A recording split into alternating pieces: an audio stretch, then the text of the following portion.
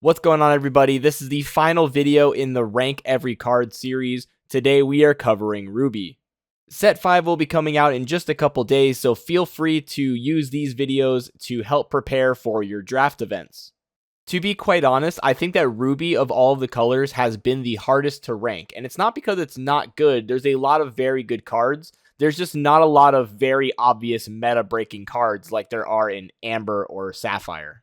As we do every time, let's go through a quick overview of what Ruby is known for. Red has two major strengths that most people are aware of. That is, of course, removal in the form of just straight up banishing your opponent's characters, and attacking things with very beefy, high strength characters. Most people will play Ruby just for these strengths alone. It has a lot of extremely powerful cards like Be Prepared, Madame Medusa, Sisu, a lot of cards that can just completely decimate your opponent's board, and red is the best color at doing that. Although red is very powerful, it has a very significant drawback in that it's terrible at getting rid of items. In fact, if I remember correctly, there aren't any red cards whatsoever that can remove an item from your opponent's side of the field. Now that we have a quick summary of what red is supposed to do, let's go through all of the cards, starting with the trash bin. The trash bin isn't all dog water cards. There's a lot of good stuff in here. It's just they're not as powerful as their meta counterparts. Up first in the trash bin is Rancis Flugger Butter Chocolate Charger. Say that 3 times fast. 4 cost inkable 4/4 that quests for 1 lore. Just a vanilla card, not really much to it. Scar Betrayer. When you play this character, you may banish chosen character named Mufasa. Let's be honest, this is basically a vanilla character for most times you're going to play him. So a 5 cost 6/3 is pretty decent, but still just not that great. Snowana Rainbow, cool competitor, 3 cost uninkable with 2/4, quest for 1, and has rush. It's just decent. Daisy Duck Spotless Food Fighter, 2 cost 2/2, questing for 1, and has evasive. Evasive's a good tag to have, but still just an average card. Mickey Mouse Enthusiastic Dancer and Minnie Mouse Enthusiastic Dancer. They are meant to go together, but both their abilities and stats are terrible, so what's the point? Who is going to run these? Taffeta Mutton Fudge, crowd favorite, 1 cost 1/2. When you play this character, if you have a location in play, each opponent loses 1 lore. 1-drop characters that have abilities that are dependent on other cards aren't really that good because you might as well run a 1 cost that can just be strong right away on turn 1. Pete, Steamboat Rival, 7 cost inkable 6/6. When you play this character, if you have another character named Pete in play, you may banish chosen opposing character. There's maybe 1 Pete that's competitively viable, so this ability is useless most of the time, and as a vanilla card, it's just average. Pete, Pastry Chomper, 3 cost inkable 4/3, vanilla card, blah blah blah. Break Free, deal 1 damage to chosen character of yours, they gain rush and get +1 strength this turn. I do like this card. The ability to give rush and +1 is very good for 1 cost. However, there's a lot of trouble in actually getting this ability to be worth it because a lot of the characters in red that you want to use this card on probably already have rush. So, Who's With Me? 3 cost action. Your characters get +2 strength this turn, and whenever one of your characters with Reckless challenges another character, gain 2 lore. There's just not a lot of room for a ton of Reckless cards in the deck, and this is a card that gets better with more Reckless cards, so I don't think the two of them together are very useful. The last card in the trash bin is Radigan's Party. 2 cost location. While you have a damaged character here, this location gets +2 lore. I don't like locations where you have a requirement in order for it to get lore, because you might as well run locations that just give you lore. That was actually a very short trash bin for this video. We are going to move right into the budget bin. The budget bin is a step above the trash bin. It is going to be cards that can work well with others and can maybe find a slot in a competitive deck. Taffeta Mutton Fudge Ruthless Rival 2/2/2/2. This is pretty much only here because it has decent stats for a 2 cost, and it's also a shift target for the Floodborn. Wreck-It Ralph Demolition Dude. It is a 3 cost 1/4, and whenever you ready this character, gain 1 lore for each 1 damage on him. You can combo this card with a lot of other red cards that let you ready a character, which gives you multiple lore per turn. Pretty cool combo. Radigan Raging Rat, 3 cost 1/5. While this character has damage, he gets 2 strength. I think this is a very good stat line and a really good ability. If you are running something with the Radigan Floodborn, then this is a very solid shift target because he's probably going to stay on the board for a little bit, maybe even banish another character in a challenge, and then you can Floodborn on top of him and give him a little bit more life. Denahi, Avenging Brother. This is a 5-cost uninkable with 7/5 and questing for 2 lore. The stats on this card are really good. I think that this is a great stat line for a vanilla card. The only reason it's not in the top 10 is because it doesn't have any tags. If it had something to synergize with, then it would be a lot better. But as a just vanilla card, it's probably not seeing play. Tafita Mutton Fudge Sour Speedster. Here's the Floodborn I talked about earlier. 4-cost 3/3 that shifts for 2. Once per turn when this character moves to a location, gain 2 lore. There actually is a pretty solid combo where you can, turn 1 Tafita into turn 2 Tafita, and then maybe do something to get over Daisy Duck on turn 3. I like the ability. It works pretty well with locations, and red does pretty well with locations, but there's just not enough here. Donald Duck Daisy's Date. Unfortunately, this Donald just is not nearly as good as Daisy Duck, 3-cost 2/4. Whenever this character challenges another character, each opponent loses 1 lore. I do like the ability a lot. I think that losing lore is, in general, a fairly underrated ability to have on a card. However, it's not so strong yet, but it is a shift target for Pie Slinger, so we'll get into that a little bit later. Radigan Party Crasher, 7-cost uninkable 5/5. It shifts for 4 and quest for 3.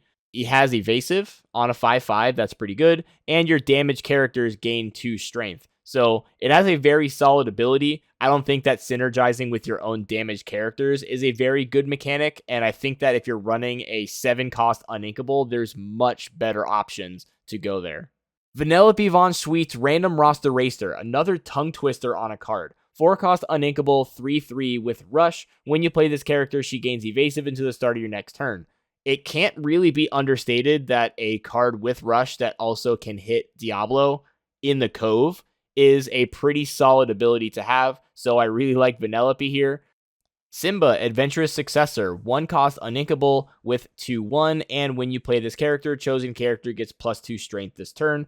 I think that in any situation where Daisy Duck doesn't exist, Simba is the worst character that's ever been printed. However, since Daisy Duck does exist, Simba can provide a much needed counter. Don't Let the Frostbite Bite. It is a 7-cost song that's not synced together. Ready all of your characters, they can't quest for the rest of this turn. It's pretty interesting that you can use a character to sing the song and then the song will ready the character again. However, the fact that they can't quest means that this can't really be used to gain lore. You're really just going to be using it to sing more songs, or maybe you can attack some things, which red can already do pretty well already. However, there's probably some good combos with this card. There's some combos that can happen with cards that ready, like Christopher Robin or Wreck-It Ralph. There's some stuff going on here, so we can't knock out this card just yet. It's decent, just not great. Potion of Might, 1-cost item. Pay 1 and banish this item. Chosen character gets +3 this turn. If a villain character is chosen, they get +4 instead. This gives a really big boost, but the real reason why this card is better is because there's already a deck that just won in Bologna, and that deck used blue and red items. Having another item that is fairly decent and usable in red to replace some of the less usable ones is very, very good. So anytime, you got to be on the lookout for low-cost items now, because anytime we see low-cost items, we're going to be thinking, is this better than what we already have? And a lot of times it is.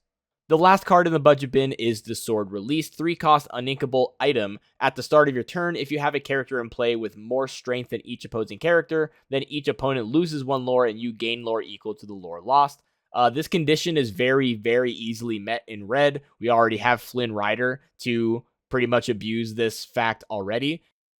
And having it on an item is cool because it's a little bit harder to remove than Flynn Rider is, and you can't really count out the fact that your opponent's losing a lore every single turn, and if you're facing an aggro deck, this condition is always going to be met. This card has an amazing matchup against aggro decks because it'll slow down your opponent just enough to stop them from getting to 20 lore on turn 4, but in other cases, it's not that useful. Alright, this is on pace to be a pretty quick video. Let's go ahead and get through the top 10. Number 10, the Sugar Rush Speedway starting line. I'm putting this in the 10 slot because I honestly don't know how powerful a 0 cost movement location is.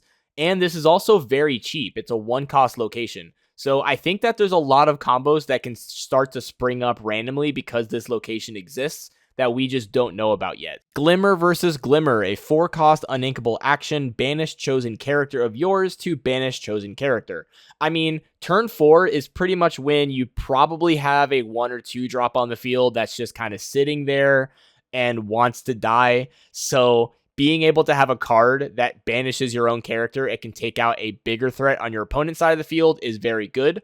Also, there's some cards that like to be banished, such as Mufasa in Amber. So being able to voluntarily banish your card and get an effect out of it is pretty good. I like this card a lot.